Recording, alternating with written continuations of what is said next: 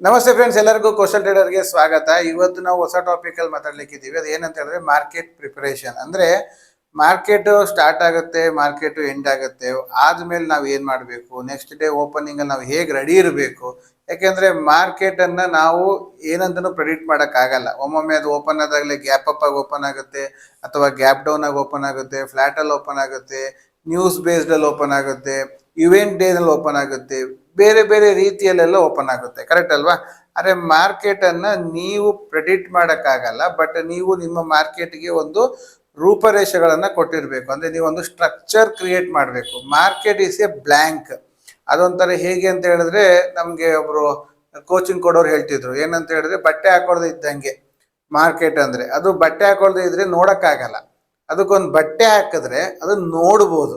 ಹಾಗೆ so market ಅಲ್ಲಿ ನಾವು ಹಾಕುವಂತಹ ಲೈನ್ಸ್ಗಳು ಅದನ್ನೆಲ್ಲ ಒಂದು ಸೆಟಪ್ ಮಾಡಿರ್ತಲ್ಲ, ಅದೊಂಥರ ಅದಕ್ಕೆ ನೋಡ್ಲಿಕ್ಕೆ ಆಗುವ ರೀತಿಯಲ್ಲಿ ನಾವು ಸೆಟ್ ಮಾಡ್ಬೇಕು. ಇಲ್ಲದ್ರೆ ಅದು ಏನಾಗುತ್ತೆ ಅಂದ್ರೆ ಫುಲ್ ಅದು ನೇಕೆಡ್ ಆಗಿದ್ರೆ ನಿಮ್ಗೆ ಅದು ಏನು ಅರ್ಥ ಆಗಲ್ಲ. ಮಾರ್ಕೆಟ್ ಅಲ್ಲಿ ಎಲ್ಲಿ ಬೈ ಮಾಡಬೇಕು, ಎಲ್ಲಿ ಸೆಲ್ ಮಾಡಬೇಕು, ಏನಾಗ್ತಿದೆ ಮಾರ್ಕೆಟ್ ಅಲ್ಲಿ, ಯಾಕೆ ಅವ್ನು ಬರ್ತಾ ಇದ್ದಾನೆ, ಎಲ್ಲಿ ಬರ್ತಾ ಇದ್ದಾನೆ, ಒಂದು ಅರ್ಥ ಆಗಲ್ಲ. ಸೊ ಅದಕ್ಕೊಂದು ಪ್ರಿಪೇರೇಷನ್ ಬೇಕು. ಸರಿಯಾ? ಆ ಪ್ರಿಪ್ರೇಷನ್ ಹೇಗೆ ಮಾಡೋದು? ಸೊ ಈಗ ಮಾರ್ಕೆಟ್ ಅಲ್ಲಿ ಈಗ ಪ್ರಿಪರೇಷನ್ ಆಗಬೇಕು ಅಂದ್ರೆ ಅದಕ್ಕೆ ಏನು ಮೆಥಡಾಲಜಿ, ಅದನ್ನ ಹೇಗೆ ಮಾಡ್ಕೊಂಡ್ರೆ ಸರಿಯಾಗುತ್ತೆ ಅನ್ನೋದನ್ನು ಸ್ವಲ್ಪ ನಿಮಗೆ ವಿಶ್ಲೇಷಣವಾಗಿ ಹೇಳುವಂತಹ ಪ್ರಯತ್ನ ಈ ವಿಡಿಯೋದಲ್ಲಿ ಮಾಡ್ತಾ ಇದ್ದೀನಿ. ಸೊ ಈ ವಿಡಿಯೋ ನಿಮ್ಗೆ ಇಷ್ಟ ಆಯ್ತು ಅಂದ್ರೆ ಖಂಡಿತವಾಗ್ಲೂ ಲೈಕ್ ಮಾಡಿ, ಸಬ್ಸ್ಕ್ರೈಬ್ ಮಾಡಿ, ನಿಮ್ಮ ಫ್ರೆಂಡ್ಸ್ಗಳಿಗೂ ತಿಳಿಸಿ. ಓಕೆನಾ? ನಾವೀಗ ವಿಡಿಯೋದೊಳಗೆ ಹೋಗೋಣ. ಸೊ ಈಗ ಮಾರ್ಕೆಟ್ ಪ್ರಿಪರೇಷನ್ ಅಂದಾಗ ನಾನು ನಿಮ್ಗೊಂದು ಎಕ್ಸಾಂಪಲ್ ಅಲ್ಲಿ ಅರ್ಥ ಮಾಡ್ಸೋಕ್ಕೆ ಪ್ರಯತ್ನ ಪಡ್ತೀನಿ. ಏನದು ಎಕ್ಸಾಂಪಲ್ ಅಂತ ಕೇಳಿದ್ರೆ, ಮಾರ್ಕೆಟ್ ಅಲ್ಲಿ ಈಗ ಫಾರ್ ಎಕ್ಸಾಂಪಲ್ ಒಂದು ಹೋಟೆಲ್ ತಗೊಳ್ಳಿ. ಏನ್ ಸರ್ ಯಾವಾಗ ನೋಡಿದ್ರು ಹೋಟೆಲ್ ಎಕ್ಸಾಂಪಲ್ಸ್ ತಗೊಳ್ತೀರಿ ಅಂದ್ರೆ, ನಾನು ಹುಟ್ಟಿ ಬೆಳೆದಿದ್ದು ನಮ್ಮ ತಂದೆಯವ್ರದ್ದು ಹೋಟ್ಲೇ ಇದ್ದಿದ್ದು. ಸೊ ನಾ ಹೋಟ್ಲಲ್ಲೇ ಇದ್ದು ಕಲ್ತಿದ್ದು ಜಾಸ್ತಿ. ಹೋಟ್ಲಲ್ಲಿ ಸಿಗುವಷ್ಟು ನಾಲೆಜ್ ಬೇರೆ ಎಲ್ಲೂ ಸಿಗಲ್ಲ. ಯಾಕಂದ್ರೆ ಅಲ್ಲಿ ಎಲ್ಲಾ ರೀತಿ ಜನಗಳು ಅಲ್ಲಿ ಬಂದು ಸೇರ್ತಾರ. ಅಲ್ಲಿ ಸಿಗುವಂತ ನಾಲೆಜೇ ಒಂದು ಸಪ್ರೇಟ್, ಅದು ಯೂನಿವರ್ಸಿಟಿ ಇದ್ದಂಗೆ ಅದು ಹೋಟೆಲ್. ಸೊ ಆ ಹೋಟೆಲ್ ಇಂಡಸ್ಟ್ರಿ ಇದ್ದಿದ್ದರಿಂದ ಆದಷ್ಟು ಎಕ್ಸಾಂಪಲ್ಸ್ಗಳನ್ನ ಹೋಟೆಲಲ್ಲಿ ಕೊಡ್ತಾ ಇರ್ತೀನಿ. ಓಕೆನಾ? ಈಗ ಹೋಟೆಲ್ ಅವರು ನಾಳೆ ಬೆಳಿಗ್ಗೆ ಹೋಟೆಲ್ ಅನ್ನು ಓಪನ್ ಮಾಡಬೇಕು ಅವರು. ಓಕೆನಾ? ನಾಳೆ ಬೆಳಿಗ್ಗೆ ಅವ್ರು ಹೋಟೆಲ್ ಓಪನ್ ಮಾಡಬೇಕು ಅಂತ ಹೇಳಿದ್ರೆ ಅವರು ಅದಕ್ಕೆ ಬೇಕಾಗುವಂತಹ, ಈಗ ಇಡ್ಲಿ ರೆಡಿ ಆಗಬೇಕು, ದೋಸೆ ರೆಡಿ ಆಗಬೇಕು. ಕರೆಕ್ಟ್ ಅಲ್ವಾ?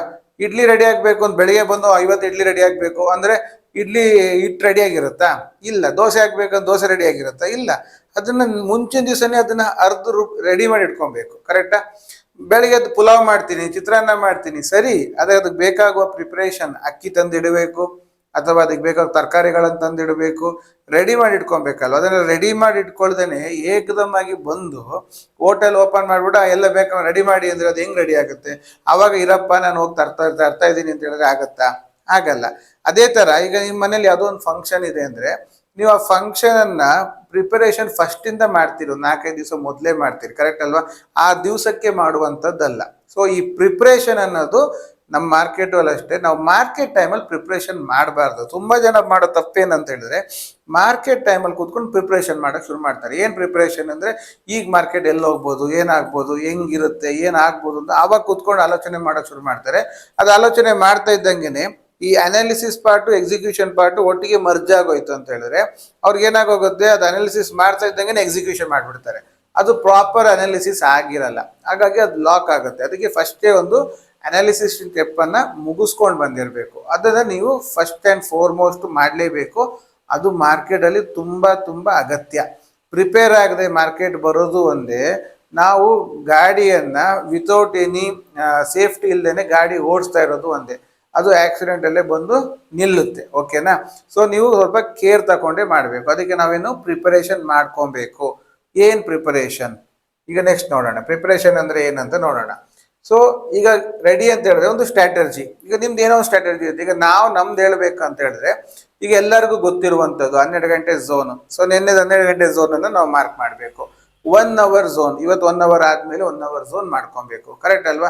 ಸೊ ಈಗ ನಿನ್ನೆ 12 ಗಂಟೆ ಝೋನ್ ಅನ್ನು ನೀವು ಮಾರ್ಕ್ ಮಾಡಿ ಇಟ್ಕೊಂಡು ಯೂನಿವರ್ಸಲ್ ಲೈನ್ಸ್ ಗಳನ್ನ ಹಾಕಿಟ್ಕೊಂಡು ನೀವು ಕೂತ್ಕೊಂಡಾಗ ನಿಮ್ಗೆ ಮಾರ್ಕೆಟ್ ಅಲ್ಲಿ ಅರ್ಥ ಆಗಕ್ ಶುರು ಆಗುತ್ತೆ. ಓಕೆ, ಈಗ ಮಾರ್ಕೆಟ್ ಏನ್ ಮಾಡಕ್ ಹೊರಟಿದೆ, ಎಲ್ಲಿಂದ ಹೊರಡ್ತಿದೆ, ಏನ್ ಮಾಡಕ್ ಹೋಗ್ತಾ ಇದೆ, ಎಲ್ಲಿವರೆಗೆ ಅದು ಬರ್ಬೋದು, ಏನ್ ಆಗ್ಬೋದು, ಸೈಕಾಲಜಿಕಲ್ ಲೆವೆಲ್ ಉಂಟಾ ಇಲ್ವಾ ಅನ್ನೋದನ್ನೆಲ್ಲ ನಿಮ್ಗೆ ಮುಂಚಿನ ದಿವಸ ರಾತ್ರಿಯೇ ಗೊತ್ತಾಗೋಗುತ್ತೆ.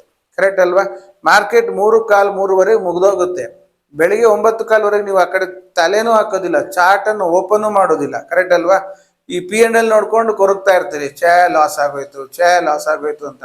ಚಾರ್ಟ್ ತೆಗೆದು ಏನಾಯ್ತು ಅಂತ ನೋಡಲ್ಲ. ಅದು ಏನಾದ್ರೂ ಎಕ್ಸ್ಪೈರಿ ಡೇನಲ್ಲಿ ನಾವು ಒಂದು ವಾರದ ಚಾರ್ಟ್ ಅನ್ನು ಅನಾಲಿಸಿಸ್ ಮಾಡಬೇಕು ಅಂತ ಹೇಳ್ತೀವಿ.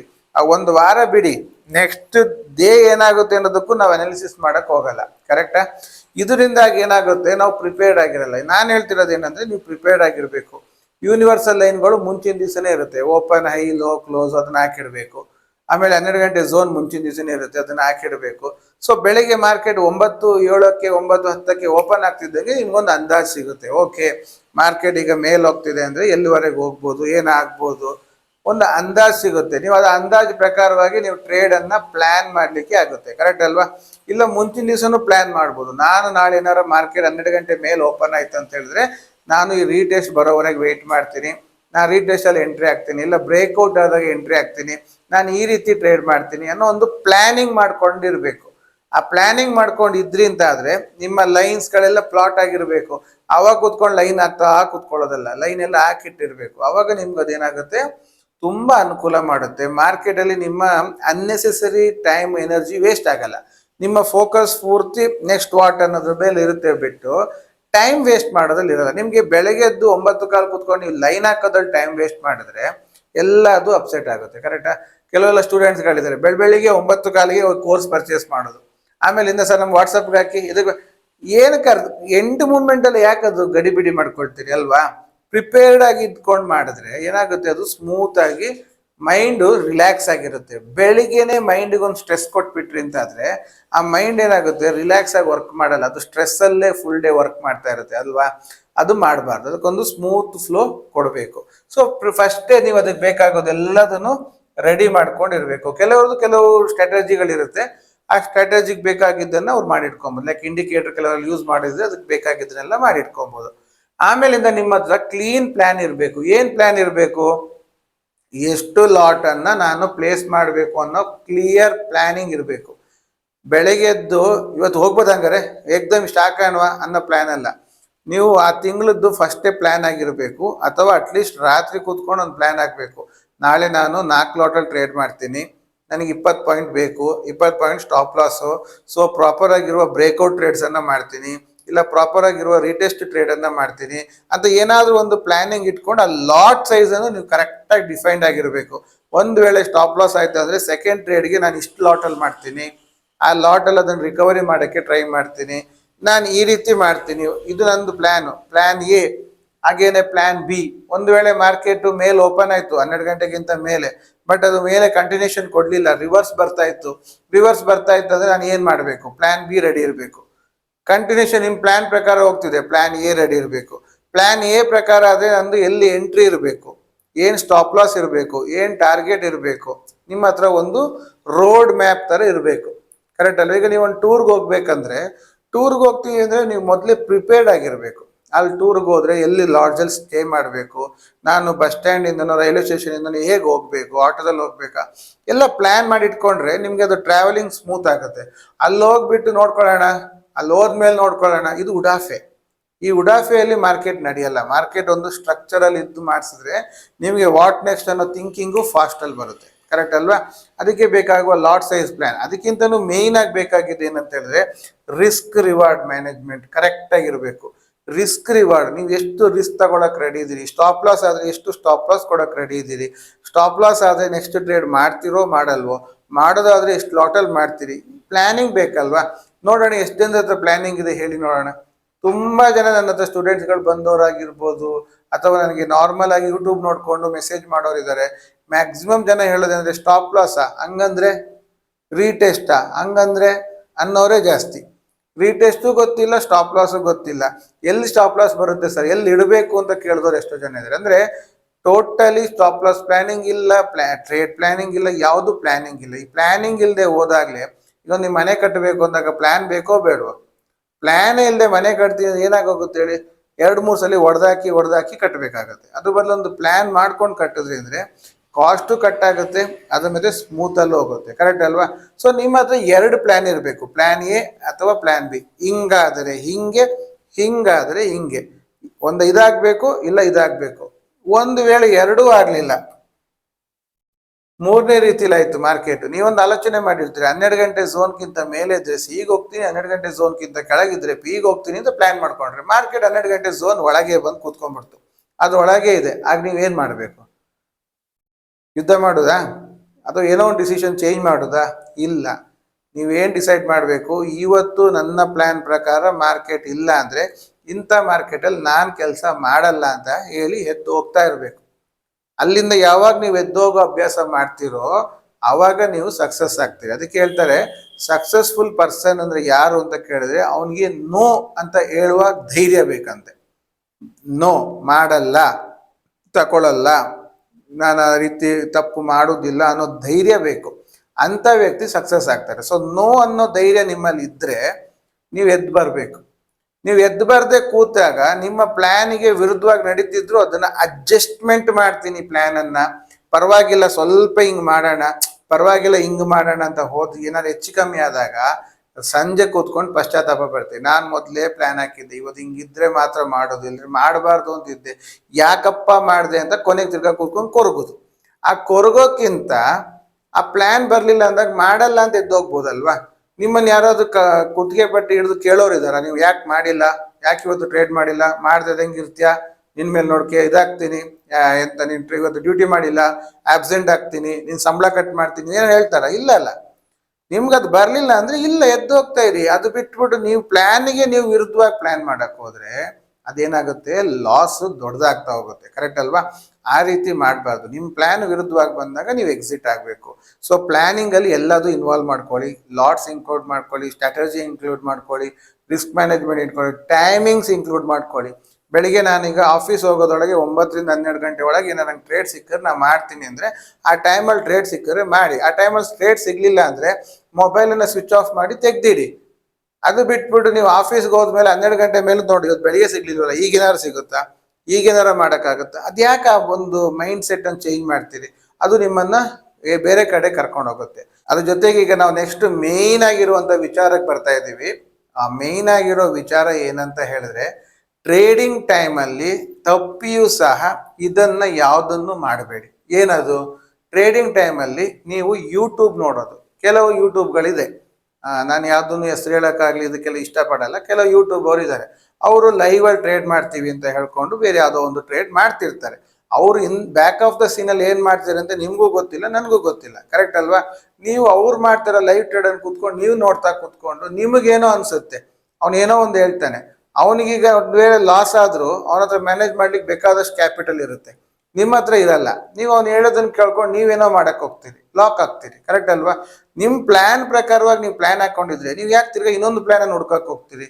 ಈಗ ನಿಮಗೆ ತಟ್ಟೆಗೆ ಏನು ಊಟ ಹಾಕಿದಾರೆ ನೀವು ಊಟ ಮಾಡೋದು, ಪಕ್ಕದ ತಟ್ಟೆ ನೋಡಕ್ ಯಾಕೆ ಹೋಗ್ತೀರಿ? ಪಕ್ಕದ ತಟ್ಟೆ ನೋಡಕ್ ಹೋಗ್ತಿದ್ರೆ ಕನ್ಫ್ಯೂಷನ್ ಆಗುತ್ತೆ. ಈಗ ಅಲ್ಲಿ ಚೆನ್ನಾಗಿತ್ತು ಇಲ್ಲಿ ಬಿಟ್ಟೆ, ಹಿಂಗ್ ಮಾಡ್ಬೇಕಿತ್ತು ಹಿಂಗ್ ಮಾಡಿದೆ. ಕರೆಕ್ಟ್ ಅಲ್ವಾ? ನಿಮ್ಮ ಒಂದು ಫೋಕಸ್ ಏನಿದೆ ಆ ಫೋಕಸ್ ಅಲ್ಲಿ ಮುಂದೋಗ್ಬೇಕು. ಅದಕ್ಕೆ ಡಿಸ್ಟರ್ಬೆನ್ಸ್ ಮಾಡುವಂತ ಯೂಟ್ಯೂಬ್ ಅನ್ನ ಎಂಟರ್ಟೈನ್ ಮಾಡಬಾರ್ದು. ಕೆಲವರೆಲ್ಲ ಇರ್ಲಿ ಬರ್ಲಿ ಅಂತ ಹೇಳಿ ಎಲ್ಲಾ ಟೆಲಿಗ್ರಾಮ್ ಚಾನಲ್ ಅಲ್ಲೂ ಮೆಂಬರ್ ಆಗಿರ್ತಾರೆ, ಎಲ್ಲದಲ್ಲೂ ಸಬ್ಸ್ಕ್ರೈಬ್ ಮಾಡ್ಕೊಂಡಿರ್ತಾರೆ. ಏನಕ್ಕೆ ಅಂತ ಕೇಳಿದ್ರೆ ಅಲ್ಲಿ ಯಾವಾಗಾರು ಅಪ್ಪಿತಪ್ಪಿ ಒಂದು ಫ್ರೀಯಾಗಿ ಒಂದು ಟಿಪ್ಸ್ ಕೊಟ್ರೆ ನಮಗೆ ಯೂಸ್ ಆಗುತ್ತೆ ಅಂತ. ಸೊ ಆ ಫ್ರೀಯಾಗಿ ಟಿಪ್ಸ್ ಕೊಡ್ತಾನೆ ಅಂತ ಹೋಗಿರ್ತಾರೆ. ಅವ್ರು ಏನೋ ಒಂದು ಪ್ಲಾನ್ ಮಾಡ್ಕೊಂಡು ಹೋಗಿರ್ತಾರೆ, ಇವತ್ತು ಕಾಲ್ ಸೈಡ್ ಹೋಗೋದು ಅಂತ. ಅಲ್ಲ ಟೆಲಿಗ್ರಾಮ್ ಗ್ರೂಪ್ ಅವರು ಪುಟ್ ಸೈಡ್ಗೆ ಒಂದು ಕಳ್ಸಿರ್ತಾರೆ. ಅವ್ರು ಏನೋ ಒಂದು ಬರ್ದು ಕಳ್ಸಿರ್ತಾರೆ ಬ್ರೇಕ್ಔಟ್ ಆದ್ರೆ ಮಾಡಿ ಅಂತ. ಅದು ಬ್ರೇಕ್ಔಟ್ ಆಗಿರಲ್ಲ, ಅಂದ್ರೆ ಕಾಲ್ಗೆ ಹೋಗ್ತಿದೆ ಅಂತ ಅರ್ಥ. ಇವರು ಪುಟ್ ಅಂತ ನಂಬರ್ ನೋಡಿದ್ನಂತ, ಪುಟ್ ಅನ್ನೋ ಒಂದು ಹೆಸರು ನೋಡಿದ್ದಷ್ಟೇ ಇವರ ಮೈಂಡ್ ಡಿಸ್ಟರ್ಬ್ ಆಗಿ ಕಾಲನ್ನು ಮರೆತು ಪುಟ್ ಸೈಡ್ಗೆ ಹೋಗ್ಬಿಡ್ತಾರೆ. ಸೊ ಪ್ಲಾನೇ ಮರ್ತು ಬಿಡ್ತಾರೆ. ಟೆಲಿಗ್ರಾಮ್ ಚಾನೆಲ್ಗಳನ್ನ ಅವಾಯ್ಡ್ ಮಾಡಿ. ತುಂಬಾ ಜನ ತಪ್ಪು ಮಾಡ್ತಾ ಇರೋದು ಡ್ರೈವಿಂಗ್ ಮಾಡ್ತಾ ಮೊಬೈಲಲ್ಲಿ ಟ್ರೇಡಿಂಗ್ ಮಾಡೋದು ತುಂಬಾ ದೊಡ್ಡ ತಪ್ಪು. ಆ ಕಡೆ ನಿಮ್ಮ ದೇಹಕ್ಕೂ ಇದಕ್ಕೂ ಹಾನಿಕರ ಆ್ಯಂಡ್ ಈ ಕಡೆ ಟ್ರೇಡ್ಗೂ ಹಾನಿಕರ. ಯಾಕೆ ಅಂತ ಹೇಳಿದ್ರೆ ನೀವು ಡ್ರೈವಿಂಗನ್ನು ಇದನ್ನು ಎರಡನ್ನು ಅಟ್ ಎ ಟೈಮಲ್ಲಿ ಮಾಡೋಕ್ಕಾಗಲ್ಲ, ಎರಡಕ್ಕೂ ಫೋಕಸ್ ಬೇಕು. ನೀವು ಎಕ್ಸ್ಪರ್ಟ್ ಆಗಿರ್ಬೋದು, ಎಷ್ಟೇ ಎಕ್ಸ್ಪರ್ಟ್ ಆಗಿದ್ರು ಏನಾರೋ ಒಂದು ಫ್ರಾಕ್ಷನ್ಸ್ ಅಲ್ಲಿ ಏನಾದ್ರು ಚೇಂಜಸ್ ಆಗ್ಬೋದು. ಕರೆಕ್ಟ್ ಅಲ್ವಾ? ಸೊ ಆ ಒಂದು ಜಾಗ್ರತೆ ಬೇಕು. ಡ್ರೈವಿಂಗ್ ಟೈಮಲ್ಲಿ ಎಲ್ಲ ಖಂಡಿತವಾಗ್ಲೂ ಟ್ರೇಡಿಂಗ್ ಮಾಡಕ್ ಹೋಗ್ಬೇಡಿ. ಸೊ ಅದನ್ನು ಪ್ಲಾನ್ ಮಾಡ್ಕೊಳ್ಳಿ. ಅದ್ರ ಜೊತೆಗೆ ಫ್ರೆಂಡ್ಸ್ ಮತ್ತೆ ಫ್ಯಾಮಿಲಿ ಒಟ್ಟಿಗೆ ಚಾಟಿಂಗು. ಟ್ರೇಡಿಂಗ್ ಟೈಮಲ್ಲಿ ಇನ್ನು ರೀಟೆಸ್ಟ್ ಬರ್ಲಿಕ್ಕೆ ತುಂಬಾ ಟೈಮ್ ಇದೆಯಲ್ಲ ಅಂತ ಹೇಳ್ಕೊಂಡು ಸುಮ್ಮನೆ ಕೂತ್ಕೊಬೇಕಲ್ಲ ಅಂತ ಯಾರಿಗೋ ಒಂದು ಫೋನ್ ಹೊಡಿಯೋದು. ಅವರು ಹರಿಕತೆ ಮಾಡ್ತಿರ್ತಾರೆ, ಇವರು ಕತೆ ಕೇಳ್ತಾ ಕೂತಿರ್ತಾರೆ. ಕತೆ ಕೇಳ್ತಾ ಇಲ್ಲಿ ರೀಟೆಸ್ಟ್ ಬಂದಿದ್ದು ಗೊತ್ತಿಲ್ಲ. ಅದು ಈ ಕಡೆ ಒಂದು ಮೊಬೈಲ್ ಹಿಂಗ್ ನೋಡೋದು, ತಿರ್ಗಾ ಹಿಂಗ್ ಮಾತಾಡೋದು, ಹಿಂಗ್ ನೋಡೋದು, ಏನೇನೋ ಮಾಡ್ತಾರೆ. ಕೊನೆಗೆ ಅಲ್ಲಿ ರೀಟೆಸ್ಟ್ ಬಂದು ಇವ್ರಿಗೆ ಗೊತ್ತಾಗದೆ ಅದು ಪಾರ್ಟಿ ಅದು ಹೋಗಿ ಆಮೇಲೆ ಅಯ್ಯಯ್ಯೋ ಮಿಸ್ ಮಾಡ್ಕೊಂಡಲ್ಲ ಅಂತ ಎತ್ತರದಲ್ಲಿ ತಗೊಂಡು, ಅದಕ್ಕೆ ಇದನ್ನ ಅವಾಯ್ಡ್ ಮಾಡಬೇಕು. ಫ್ರೆಂಡ್ಸ್ ಒಟ್ಟಿಗೆಲ್ಲ ಮಾಡೋದನ್ನ ಮಾಡ್ಬೇಕು. ಇನ್ನೊಂದು ಲೇಡೀಸ್ಗಳಿಗೋಸ್ಕರ ಮೇಯ್ನ್ ಆಗಿರೋದು ಮಲ್ಟಿಪಲ್ ವರ್ಕಿಂಗ್ ಮಾಡೋದು. ಆ ಕಡೆ ಅಡಿಗೆನೂ ಮಾಡ್ತಿರ್ತಾರೆ, ಈ ಕಡೆ ಹೊಲಿಗೆನೂ ಅಡಿಗೆ ಮಾಡ್ತಿರ್ತಾರೆ, ಈ ಕಡೆ ಮೇಕಪ್ ಮಾಡ್ಕೊಳ್ತಿರ್ತಾರೆ, ಜೊತೆಗೆ ಈ ಕಡೆ ಜೆಂಟ್ಸು ಅಷ್ಟೇ, ಈ ಕಡೆ ಆಫೀಸ್ ವರ್ಕು ಮಾಡ್ತಿರ್ತಾರೆ, ಈ ಕಡೆ ಯಾರೋ ಬಾಸ್ ಹತ್ರ ಮಾತಾಡ್ತಾನೆ ಇರ್ತಾರೆ, ಈ ಕಡೆ ಟ್ರೇಡಿಂಗು ಎಲ್ಲ ಮಿಕ್ಸಪ್ ಮಾಡ್ಕೊಂಡು ಟ್ರೇಡ್ ಮಾಡಕ್ ಹೋಗ್ತೀರಿ. ಎಲ್ಲ ಮಿಕ್ಸಪ್ ಮಾಡ್ಕೊಂಡು ಟ್ರೇಡ್ ಮಾಡಕ್ ಹೋದ್ರೆ ಖಂಡಿತವಾಗ್ಲೂ ಟ್ರೇಡಲ್ಲಿ ಸಕ್ಸಸ್ ಆಗಕ್ಕಾಗಲ್ಲ. ನಿಮ್ಮ ಪ್ಲಾನ್ ಎಕ್ಸಿಕ್ಯೂಷನ್ ಮಾಡ್ಲಿಕ್ಕೆ ನಿಮ್ಗೆ ಆ ಟೈಮಿಂಗ್ಸ್ ಇತ್ತಂದ್ರೆ ಆ ಟೈಮಲ್ಲಿ ಕೂತ್ಕೊಳ್ಳಿ, ಟ್ರೇಡ್ ಮಾಡಿ ಎದ್ದೋಗಿ. ಅದು ಬಿಟ್ಟು ನೀವು ಅಲ್ಲೆಲ್ಲ ಮಿಕ್ಸಪ್ ಮಾಡ್ಕೊಂಡ್ರೆ ಯಾವುದು ಬರಲ್ಲ. ಓಕೆನಾ? ಅದನ್ನ ತುಂಬಾ ಕೇರ್ ತಗೊಂಡು ಮಾಡಿ. ಓಕೆ, ಅದ್ರ ಜೊತೆಗೆ ಮೇಯ್ನ್ ಆಗಿ ಈ ನ್ಯೂಸ್ ಚಾನೆಲ್ ಅನ್ನು ತೆಗೆದಾಕಿ. ಈ ಕೆಲವೆಲ್ಲ ನೋಡ್ತಾರೆ, ಹೆಸರು ಹೇಳಕ್ ಇಷ್ಟ ಇಲ್ಲ, ಆ ಕೆಲವು ನ್ಯೂಸ್ ಚಾನೆಲ್ಗಳು ಸ್ಟಾಕ್ ಮಾರ್ಕೆಟ್ ಬಗ್ಗೆ ಎಲ್ಲ ಡಿಸ್ಕಷನ್ ಮಾಡಿಸ್ತಾ ಇರ್ತಾರೆ. ಆ ಸ್ಟಾಕ್ ಮಾರ್ಕೆಟ್ ಬಗ್ಗೆ ಡಿಸ್ಕಷನ್ ಮಾಡುವಂತ ನ್ಯೂಸ್ ಚಾನೆಲ್ ಅಥವಾ ಕೆಲವು ನ್ಯೂಸ್ಗಳು ಪಾಂಪ್ಟ್ ಆಗುತ್ತೆ, ಖಾಲಿ ನ್ಯೂಸ್ ನೋಟಿಫಿಕೇಶನ್ಸ್ ಬರ್ತಾ ಇರುತ್ತೆ, ಅದನ್ನ ನೋಡ್ತಾ ಕೂತಿರ್ತೀರಿ. ನೀವು ಅಲ್ಲಿವರೆಗೂ ಕಾಲಲ್ಲಿ ಇರಬೇಕು ಅಂತ ಇರ್ತೀರಿ. ಯಾವುದೋ ಒಂದು ನ್ಯೂಸ್ ಬರುತ್ತೆ, ಅಲ್ಲಿ ವಾರ್ ಡೀಲ್ ಕ್ಯಾನ್ಸಲ್ ಆಯ್ತು ಅಂತಾರೆ. ಸಡನ್ ಆಗಿ ನಿಮ್ ತಲೆ ಚೇಂಜ್ ಆಯ್ತು, ಟಕ್ಕಂತ ತೆಗೆದು ಪುಟ್ಟಿಗೆ ಹೋಗ್ಬಿಡ್ತೀರಿ. ಅಲ್ಲಿ ಇನ್ನೂ ಕನ್ಫರ್ಮೇಶನ್ ಕೊಟ್ಟಿರಲ್ಲ, ಆದ್ರೆ ನೀವು ನ್ಯೂಸ್ ಕಡೆ ತಿರುಗಿ ಆಯ್ತು. ಅಥವಾ ಅಲ್ಲಿ ಏನೋ ಇನ್ನೊಂದು ಪಾಸಿಟಿವ್ ನ್ಯೂಸ್ ಬಂದಿತ್ತು ಅಂತ ಹೇಳಿ ನೀವು ಪುಟ್ಟಲ್ಲಿದ್ದವರು ತೆಗೆದು ಕಾಲ್ಗೆ ಹೋಗ್ತೀರಿ. ಕರೆಕ್ಟ್ ಅಲ್ವಾ? ಈ ವೇರಿಯೇಷನ್ಸ್ ಆಗ್ಲಿಕ್ಕೆ ತುಂಬಾ ಎಫೆಕ್ಟ್ ಕೊಡೋದು ಈ ನ್ಯೂಸ್ ಚಾನೆಲ್ಸ್ಗಳು. ಆದಷ್ಟು ಟ್ರೇಡಿಂಗ್ ಟೈಮಲ್ಲಿ ಅವಾಯ್ಡ್ ಮಾಡಿ. ಈಗ ನೀವೇನೋ ಸ್ಟಾಪ್ ಲಾಸ್ ಇಟ್ಕೊಂಡು ಮ್ಯಾನೇಜ್ ಮಾಡ್ತಾ ಇದ್ದೀರಿ. ಈಗ 10 ರೂಪಾಯಿ ತಗೊಂಡಿದ್ದೀನಿ, ಆಯ್ತಾ, ಸ್ಟಾಪ್ ಲಾಸ್ 5 ರೂಪಾಯಿ ಇಟ್ಟಿದ್ದೀನಿ, 20 ರೂಪಾಯಿ ಹೋಗುತ್ತೋ 30 ರೂಪಾಯಿ ಹೋಗುತ್ತೋ ನಾ ಎದ್ದು ಹೊರಗೆ ಬರ್ತೀನಿ ಅಂತ ಪ್ಲಾನ್ ಮಾಡ್ಕೊಂಡಿದ್ದೀನಿ. 5 ರೂಪಾಯಿ ಸ್ಟಾಪ್ ಲಾಸ್ ಕೊಡೋಕ್ಕಿಲ್ಲ, ಏನೋ ನ್ಯೂಸ್ ಹೆಚ್ಚು ಕಮ್ಮಿ ಆದ್ರೆ ಏನಾಗ್ಬೋದು, 5 ರೂಪಾಯಿ ಸ್ಟಾಪ್ ಲಾಸ್ ಆಗ್ಬೋದು, ಅಷ್ಟೇ ತಾನೇ? ಅಥವಾ ನಿಮ್ ನ್ಯೂಸ್ ಏನಾರ ಪಾಸಿಟಿವ್ ಇತ್ತು ಅಂದ್ರೆ 20 ಪಾಯಿಂಟ್ ಟಾರ್ಗೆಟ್ ಬರೋ ಕಡೆ 30 ಕೊಡ್ಬೋದು. ಅಷ್ಟು ಬಿಟ್ರೆ ಮತ್ತೆ ಇನ್ನೇನಾಗುತ್ತೆ? ಅದು ಬಿಟ್ಟು ನೀವು ಟೋಟಲಿ ನೀವು ಡೈರೆಕ್ಷನ್ ಚೇಂಜ್ ಮಾಡ್ಕೊಂಡು ಕೂತ್ಕೊಂಡು ಆ ಕಡೆ ಸೈಡ್ ತಿರುಗಿ ಈ ಕಡೆ ನಿಮ್ಮ ಪ್ಲಾನ್ ಅನ್ನ ಮರೆತು ಎಡ್ವರ್ಟ್ ಮಾಡ್ಕೊಂಬೇಡಿ. ಓಕೆನಾ? ಸೊ ಮಾರ್ಕೆಟ್ ಪ್ರಿಪರೇಷನ್ ನ ಮುಂಚಿನ ದಿವಸನೇ ಮಾಡಿ, ಅದೇ ಒಂದು ಪ್ಲಾನಿಂಗ್ ಅನ್ನ ಎ ಮತ್ತೆ ಪ್ಲಾನ್ ಬಿ ಅನ್ನ ಇಟ್ಕೊಂಡು ಬನ್ನಿ. ನಿಮ್ಮ ಪ್ಲಾನ್ ಪ್ರಕಾರ ಮಾರ್ಕೆಟ್ ಇದ್ರೆ ಟ್ರೇಡ್ ಮಾಡಿ, ಇಲ್ಲಿದ್ರೆ ಮಾರ್ಕೆಟ್ ಇಂದ ಹೊರಗಿದ್ದು ಏನ್ ಬೇಕು ಅದನ್ನ ರೂಲ್ ಪ್ರಕಾರವಾಗಿ ಮಾಡುವಂತ ಇದನ್ನೆಲ್ಲ ಅವಾಯ್ಡ್ ಮಾಡ್ತಾ ಟ್ರೇಡ್ ಮಾಡಿ ಖುಷಿಯಲ್ಲಿರಿ, ದುಡ್ಡು ಮಾಡ್ತಾ ಇರಿ. ಎಲ್ಲರಿಗೂ ಒಳ್ಳೇದಾಗ್ಲಿ. All the best and thank you very much.